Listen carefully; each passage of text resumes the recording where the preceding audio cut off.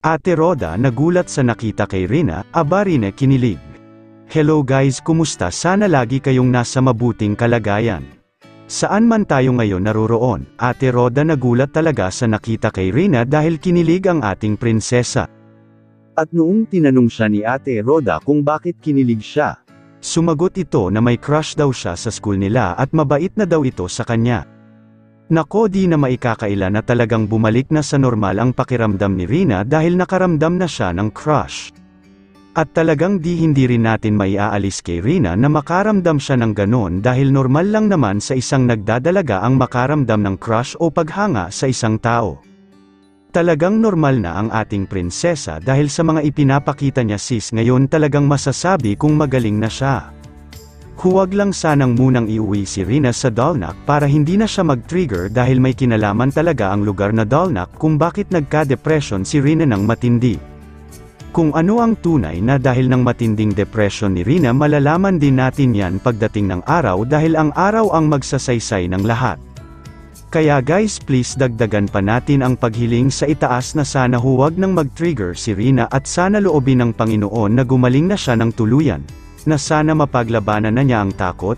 So guys please support my munting channel and paki-like naman po sa video kong ito. At syempre ang mga YouTube channel ng mag-amang matubang support din natin si Ate Roda Mix Vlog. Maraming salamat po sa inyong lahat. Have a good day and God bless us all. Tinatanong ko si Rina kung bakit masaya nakita daw yung crush niya. Tira, huwag ka dito, hubad ka, diyan ka. Ay, ano mo muna, ibaba mo muna. Yan, saka, bakit kasi hawak mo yung panyo mo? Hawak mo muna yung panyo mo, yan.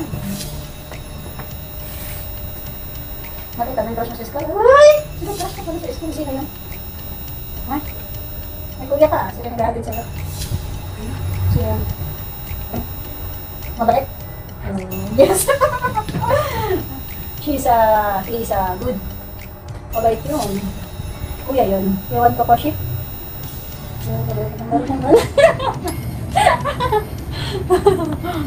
Wala ka na pakwentuhan sa taas mo yun. Wala na? Umalis na bisita mo? Umalis na sila, umuwi na. Huwag mo na dyan. Mag-shoutout ka muna sa kanila. Shoutout. Kumustahin mo? Nama. Talk English. Nama. Ano siya? No English na yun? Why?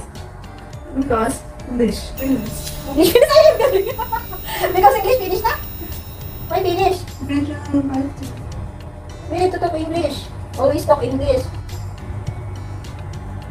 Ano kaya ito na, ano mo dali ka download mo? Sarang pinakash. Pwede crush? Alam niyo yung nilalaro ko kay ate mo. Nagkakahapon. Nalaro ko pa naman. I will prepare ako koshi. You want to koshi? Ayaw mo? Bakit? Busog ka? Ano kinain sa school? Ah? Ano? Bakit ang sexy naman ang suot mong shirt? Dalaga ka na? Ay, grabe.